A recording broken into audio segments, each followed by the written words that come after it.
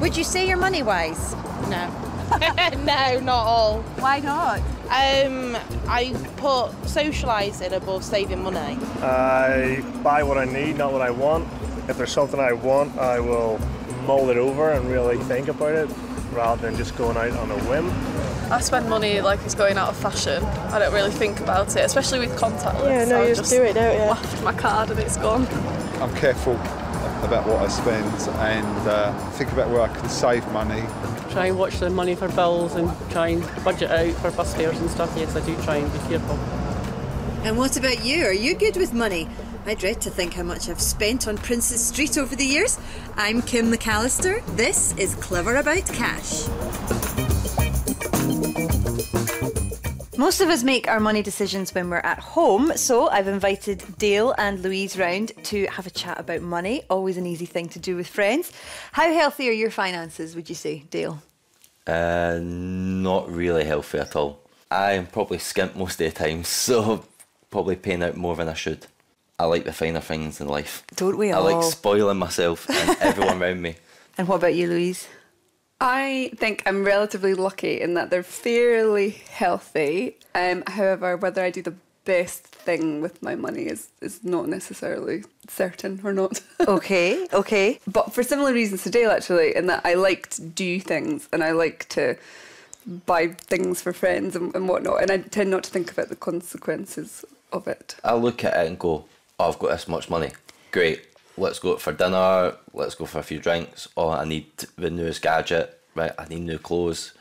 I've got a membership with a Nike store. I should just own it, how much money I spend in the place. Then I look at my wardrobe and I've got like 42 pairs of trainers. I'm like, I've not got that many feet. That's excessive. Yeah, so it's stuff like that with my personal side of things, I just look at it and go, it's just a number. Because everything I do nowadays is all just contactless, through my watch, through my phone, even bank card occasionally. You never carry cash? Never carry cash. I never carry cash. No. It really frustrates me when I need it. I'm like, why do I suddenly need cash again? I don't carry cash and it drives my parents crazy because they don't understand it. And my dad thinks that I think I'm the queen. That's what he says. But I don't really need to carry cash now. Do you have a history of debt at all? When I was younger, I had debt. I had bad debt, about 10 grand. But then I still had a great time.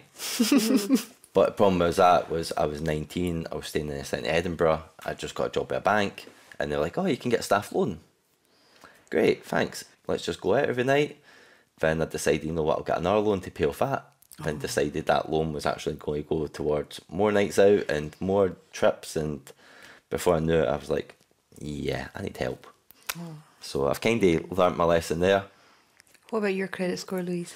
I used to have a terrible credit score because when I was at uni, I did exactly the same thing as you. So I got a loan. I didn't even need it, and my parents didn't know that I got it, but I took it and then just spent it on stuff. And when I was at uni, I worked in like record shops and stuff, and everyone went out to see bands and whatever, and they would sometimes go abroad and stuff like that. And I would go, oh, I'll just use this, and it just went. And then you thought it was free money. Yeah, and then you're like, oh, you've got to pay it back, you know. And then I got a credit card and did the same thing, and then they give you more money, and so I had spent quite a long time whittling that away. And then now I just looked it up. Well, I looked at my credit report because I was trying to see if I had PPI, because I wouldn't have had a clue at the time. So I had to get my credit report, and it said that it was all good. But I actually haven't had a credit card since I was like early 20s, since that, really? You know, the dark days. The dark days. I haven't done it. But you know what, I thought my husband has never in his life had a credit card. Never. He just never was interested That's in unusual. it. And when we first went to get a mortgage, he had a terrible credit score because he'd never had a credit card. Oh, so no history of paying off. Yeah. And he was furious because he said, but I've always just paid my things, you know, when I've had it. And they were like, oh, but we don't know who you are. You know, basically. So I thought that was quite... So the moral of the story is have a blast when you're 19, 20, spend the mid-20s paying it off, and then become an adult around about 30. I think so. Yeah, sounds about right. So it sounds like you guys know what a credit score is. I personally would need to double check. I haven't looked at mine for a while. But luckily, financial coach Eileen Adamson is here to keep us right. So, is it important to pay attention to your credit rating? Well, in short, yes. A good credit history means that lenders are more likely to want to lend to you, they'll offer you better rates of interest, and they may offer to lend you larger amounts.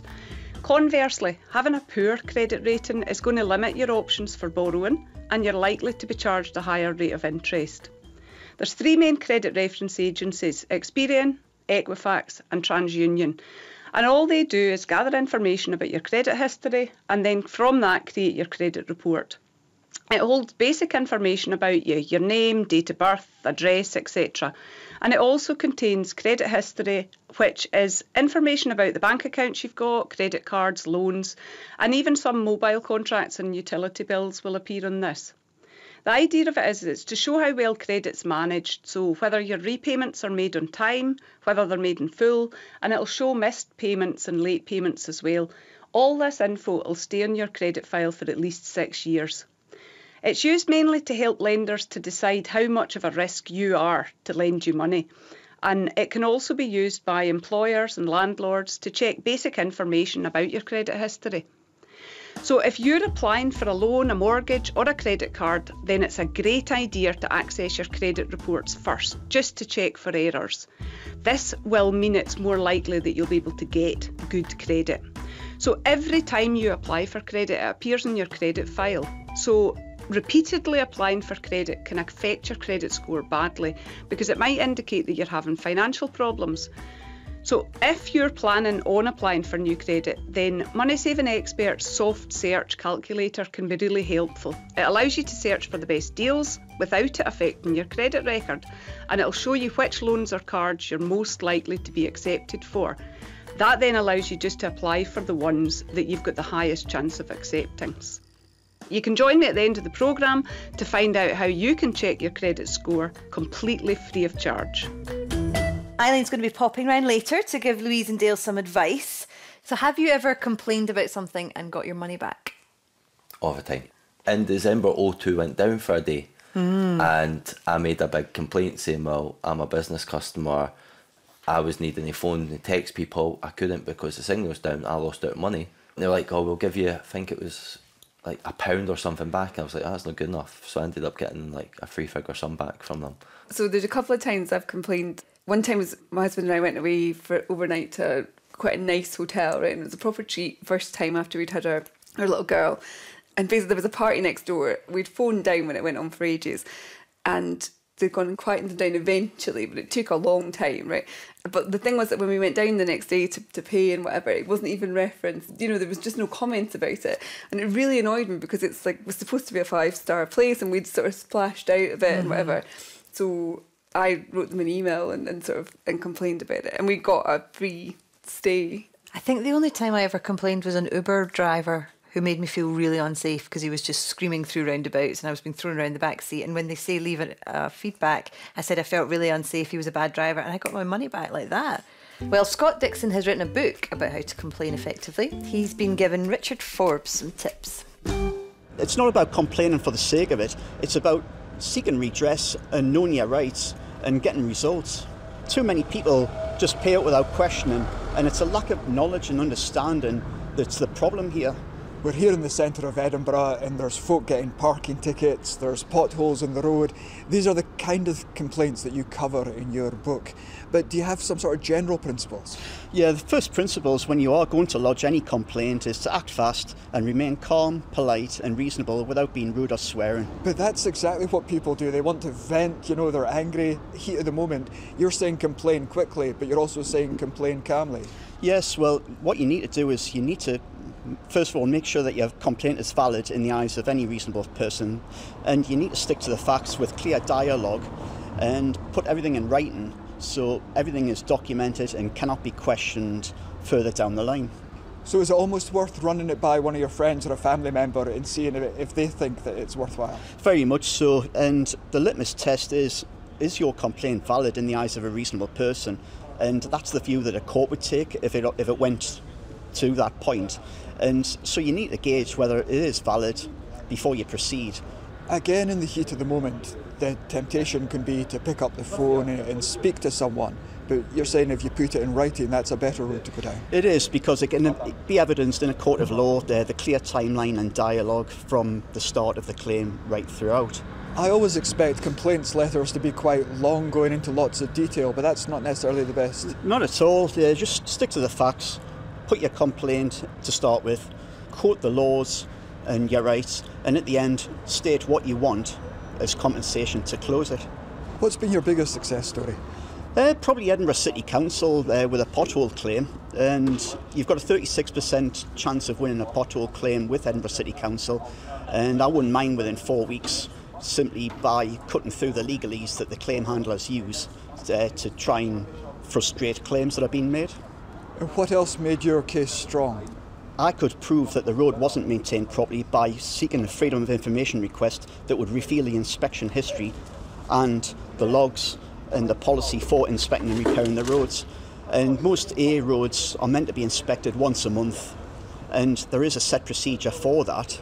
And if I got access to those reports through a Freedom of Information request, I could easily evidence that the road hadn't been maintained properly or repaired to a satisfactory standard.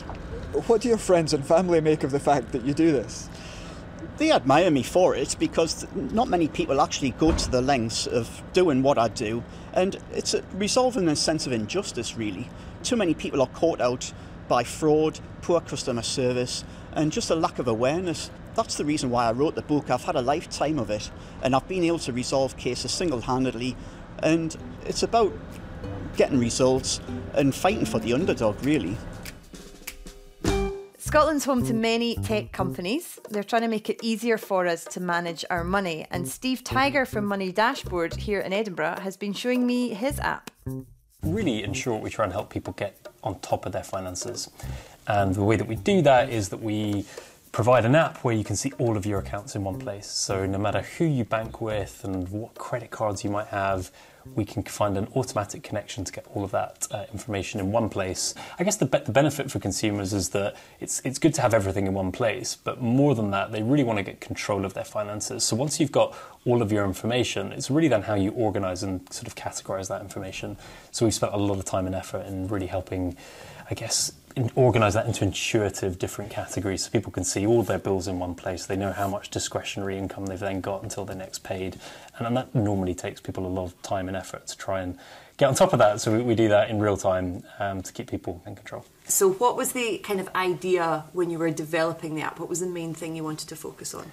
I think there's still a really big problem that most people in the UK don't really have huge financial resilience. So we don't like to admit it, but I think most of us do struggle with everyday cash decisions.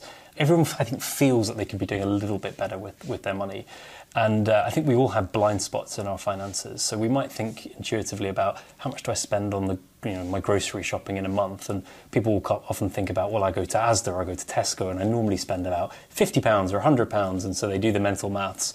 But we have these blind spots. So for example, we found on Money Dashboard that a lot of people spend as much at their local co-op as they do, in a given month as they do in their sort of main sort of grocery shop. So I think when you begin to see all of your accounts in one place and you see it all categorised automatically, it can sometimes be a bit of a nasty shock, but importantly it gives that kind of awareness to then help people make smarter decisions moving forward. And what about if there's more than one person in charge of the finances? Can you all use the same dashboard? Well, that's we do get asked that quite a lot, actually, and yes, you can. So families that or couples that want to manage their finances together, they can have one central dashboard and they can add as many different accounts as they like. It does create some interesting conversations, I think, because not everyone wants their partner to see absolutely everything they're spending their money on. But what we found is where couples are comfortable with that, then it's a great sort of overview of the whole household spend, as it were. And we do need to still do a little bit of work so that we can hide certain transactions if one couple doesn't want the other person to see absolutely everything. I'm not really sure I want my other half knowing all of my transactions. How about you, Dale and Louise? Do you have an open relationship when it comes to money? Everything's separate for us. Really? Aye. You don't know anything about each other? Not when it comes to finances now, because I think, well, it's her money, she can do what she wants with it. It's my money, it's up to me. Mm-hmm. When we get a joint account, then obviously it'll be different because we'll need to keep an eye on it. We can't do what we usually do. But because we've got a separate account, as long as she's no run up huge debt and next year we can get a house, that's all that bothers me. Louise? We have a joint account now and everything is in the same account and that's it. But that's only since probably the last 5 years. I think it's probably to do with having the kids and stuff. But up until that point, so for the 12 years before that, we had totally separate accounts. So I think at one point when we lived together and we bought our first place, we had one account in the middle where like the mortgage and stuff came out, but everything else was hugely separate. Financial coach Eileen Adamson's back with us. Eileen, what strikes you about Dale and Louise's stories? Behaviour-wise, Dale and Louise actually sound very, very similar. They both have perhaps slightly impulsive spending habits, and they both are fairly carefree with their money, which is actually a lovely way to be, but it can also present challenges as well. Do you feel, Louise, that your spending habits are maybe impacting on your future plans?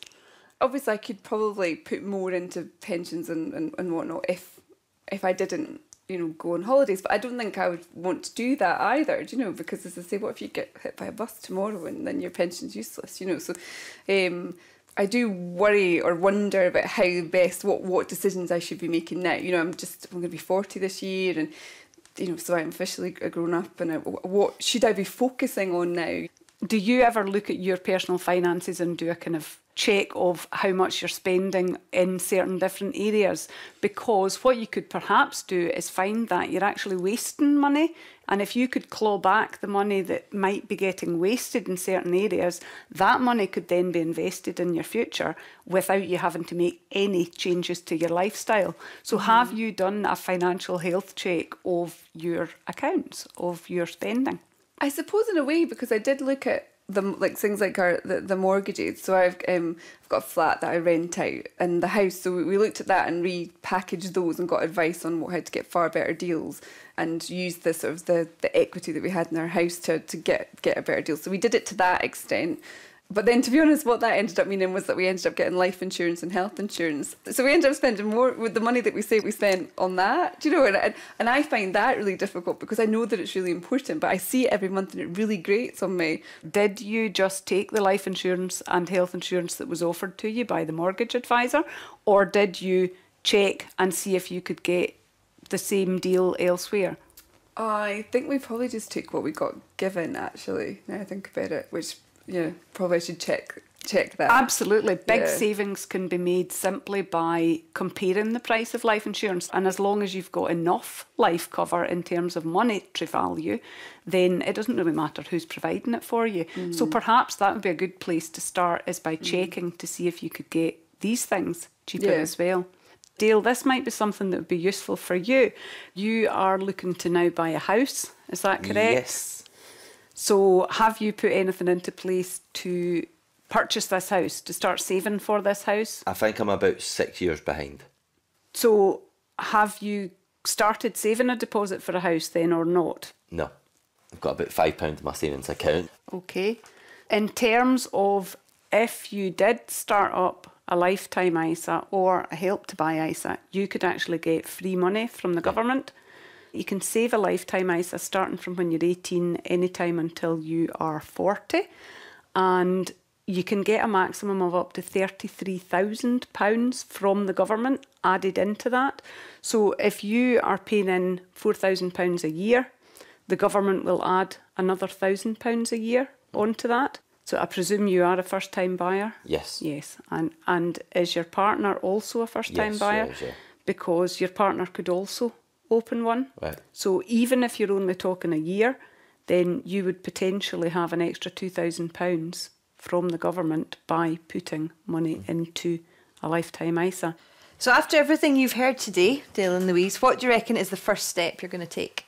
I think just going right through my budget and just working out, right, actually, I'm spending more money on like Just Eat and on Nike, and I should really be using that money now to go into my savings and try and catch up from probably the past couple of years that I've not really been saving, and kind of just prioritise things a bit more.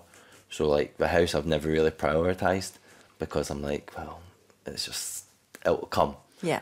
And I kind of need to really just go, you know what, that's my most important thing. All my like gadgets and all my like luxuries, I kind of need to put to the side. Yeah. And just kind of focus all my energy and time on the house. Louise? I think I probably should speak to somebody about just in general where I'm at and where we're at as a family and what we should do for future proofing. Because I think right now we're all right and we've done our budgeting bits, you know, for now, but it's for the next like 20 odd years. So whether it's like a financial coach or an IFA or somebody, I should probably have a look and see what the best strategies are for just making sure that I don't have to still work in B&Q when I'm 60. Now, have you ever seen an independent financial advisor? Do you even know what they do? Richard's been to see Phil Anderson to find out. An independent financial advisor is one that's got access to the whole marketplace. They can give people advice on investments, pensions. Some also do mortgages as well, but they're not restricted in any way. An independent advisor can deal with all the different types of products and also all the different companies as well. Do you have to be a high earner before it's worth seeing a financial advisor? No, not at all. I tend to find there's very few people that we can't help in some way or another, so I would definitely say no to that. What are the most common things that people come to see you about? At the moment, the busiest thing for us would be pensions just now. We're getting a lot of people approaching retirement, all the baby boomers coming through, but we deal with a lot of different areas, but pensions would be the most popular thing at present. Do people always follow your advice? Not always. You do get occasions, for example, we might be saying to someone, look, just leave the money in your pension, for example, or maybe draw less out because you'll use it all up. And sometimes people will decide, no, I just want to take the whole lot out. They'll maybe pay more tax if that was the case. So there is definitely occasions when they go against their advice, but very seldom, I would say. And if I came to see you, what would you do? Usually the first thing that we'll do is we do like a fact-finding exercise. We'll find out all about the person, what their aspirations are for the future, what their circumstances are at the moment.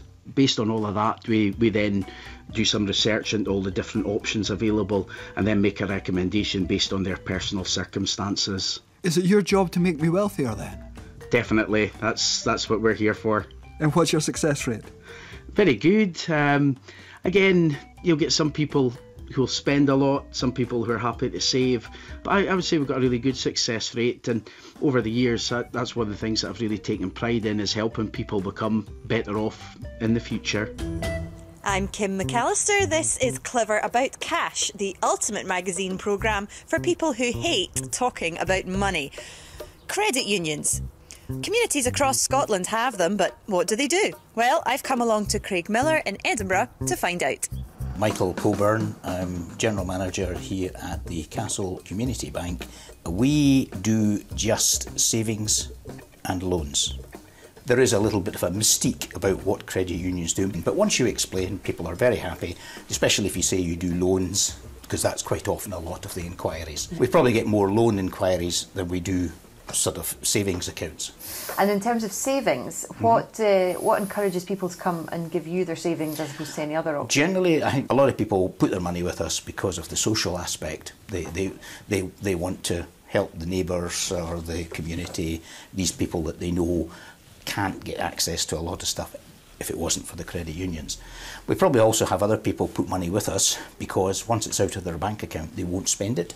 Yes. And they can save towards Christmas, towards holidays or whatever. Because it's not in their bank account, it's spent, and that's it's a bit of a discipline probably from their point of view. My name's Lorraine and I use the credit union in Craigmiller. I'd seen credit unions in different places over in Fife and I didn't know how they worked. So when it opened up here, we were spending too much money. I was spending about £15 on the lottery.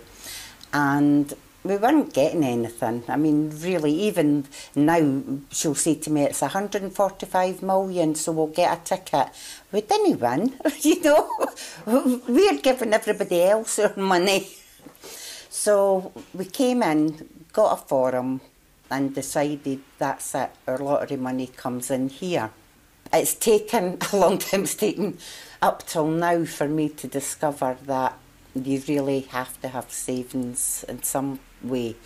I mean, I've always been a fly by the seat of your pants type person, and things will work out, I hope, you know, but belt and braces. In those times I had really good paying jobs, so I didn't have to think about it. If a washing machine broke, I would go and buy a new one, you know.